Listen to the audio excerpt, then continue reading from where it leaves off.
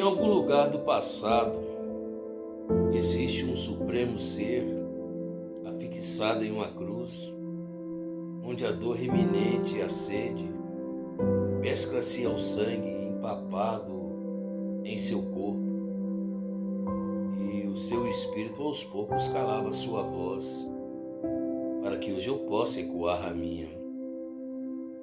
Em algum lugar do presente, existe um supremo ser afixado em um trono de glórias, à destra do néctar mais precioso da existência, o doce Deus de amor. Em algum lugar no futuro, existe um pequeno ser, qual um grão de areia, diante de um imensurável trono de glória, perdido em meio à multidão de povos de várias nações, tribos e línguas, trazendo as vestes brancas e palmas em suas mãos, e em uma só voz cantávamos: Santo, Santo, Santo é o Senhor dos Exércitos. Que eu viva para este fim, que eu morra com esta finalidade. Nos relatos da história do Brasil, conta-se uma que eu guardei no fundo do meu coração. A história de Fernão Dias, bandeirante pioneiro que desbravava as entranhas de Minas Gerais em busca de seu sonho, que tinha o brilho das esmeraldas, e que pelo qual abdicou da sua própria vida, dando a este sonho total valor ao ponto de em que na sua morte despedisse-se feliz, acreditando ter alcançado seu objetivo. Não viveu o suficiente para saber que estava equivocado. Agora, Senhor, despede o seu servo em paz, segundo a sua palavra, pois os meus olhos já viram a salvação. Esse é um texto encontrado no capítulo 2 do livro de Lucas, versículo 29. Fala sobre Simão, que era um homem justo e que aguardava a consolação de Israel e trazia em seu coração a incansável esperança que contemplaria toda a glória de Deus encarnada sobre a forma humana, até que já em avançada idade pôde ver a salvação da humanidade na metafórica e frágil estrutura de uma criança chamada Yeshua, ou seja, Jesus Cristo. Eu fui um homem que desde a minha infância sempre sonhou muito e nunca viu seus sonhos realizados. Muito pelo contrário, vi desvanecer um por um destes sonhos e morria lentamente ao vê-los se converter em frustrações, em decepções, desilusões. Quando me converti a Jesus Cristo, recebi e percebi a graça imerecida da salvação, moldando-se então em mim um novo sonho, o mais sublime e digno sonho de converter-me em um mensageiro, anunciando as boas novas, revivendo antigos valores que foram oriundos ou são oriundos do Gólgota. Mas com certeza, se eu morresse, como foi o caso de Fernão Dias, também como ele iria tranquilo e feliz, mesmo que não conseguisse realizar um sonho tão sublime que sobrepujou a todos os outros sonhos que eu já tive em minha vida. Pois tal como Simeão, eu contemplei a minha própria salvação, o sonho que eu sempre ignorei, que me veio através de uma infinita misericórdia que eu nunca fiz por merecer. E hoje afirmo com certeza: todo homem tem o direito e o dever de sonhar, por este sonho lutar. Mas tudo que o homem precisa é entender que ele já obteve pela graça.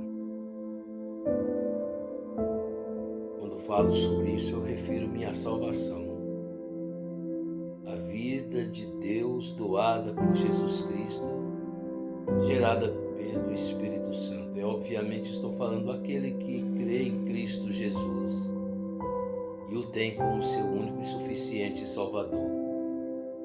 Há alguns anos, movido por um ardente desejo em meu coração, resolvi participar de um programa de rádio comunitário no qual denominei Reflexões Restaurando Vidas.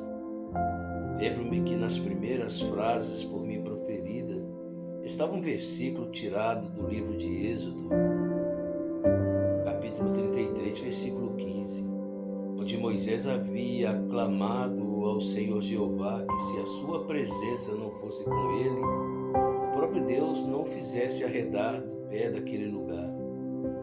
Sei que ao fazer aquele simplório programa foi uma permissão de Deus, porém, na época eu não tinha tanto discernimento. Somente com o tempo é que aprendi a identificar a diferença entre a vontade permissiva e a vontade imperativa deste mesmo Deus na vida do homem. Neste programa, que ia ao ar todos os domingos pela manhã, eu gostava de recitar minhas crônicas, minhas poesias, as minhas reflexões, razão de o programa chamar Reflexões Restaurando Vida. Ao ler o livro de Êxodo, pude perceber o esforço humano para que fosse elaborado todo aquele paradigma tão profícuo, tão substancial. E ainda que sobre a orientação de Deus, era preciso algo mais do que um simples esforço humano. Foi quando, no final do capítulo 40 do livro, este mesmo livro de Êxodo, o último capítulo, Deus se manifestou a sua glória, selando aquele povo como um povo mais do que vencedor, que só perdiam para eles mesmos através da sua natureza redia. O programa de rádio teve o seu fim e foi protelado o meu sonho de resplandecer através das minhas palavras a glória de Deus.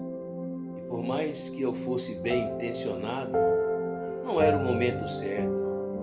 Nem eu estava preparado para exercer tão sublime vocação. Hoje eu entendo que, tal como foi sucedido com Moisés, não são minhas palavras que resplandecem a glória de Deus, mas sim a glória de Deus que resplandecem as minhas palavras. E então disse Moisés: se a tua presença não for conosco, não nos faça subir deste lugar. Grande é o desejo que está no meu coração, de ser um servo e estar em evidência. E como isso arde dentro do meu peito, tal como está testificado no livro de Jeremias, capítulo 20, versículo 9. Mas afirmo que é preferível continuar esperando em Deus, como foi no meu caso, já que estou citando isso como exemplo, pois esse Deus maravilhoso me lapidou. E hoje eu vejo a evidência não apenas de um vulnerável esforço humano, ainda que isso se faça necessário, mas a evidência da glória daquele que encheu todo o tabernáculo, que durante o dia uma nuvem reconfortava do causticante calor, e durante a noite uma coluna de fogo aquecia do frio. No capítulo 40, versículo 34 e 38, nós podemos ler isso. Eu sei que hoje espero pacientemente a nuvem se levantar e para que eu possa seguir após a ela. E nos momentos mais terríveis de inverno, aqueço-me no calor do Espírito Santo, enquanto estou peregrinando nessa terra em direção ao motivo que me tornou-me quem eu sou. Verei Jesus. Serei seu eterno adorador na terra prometida, para todo sempre.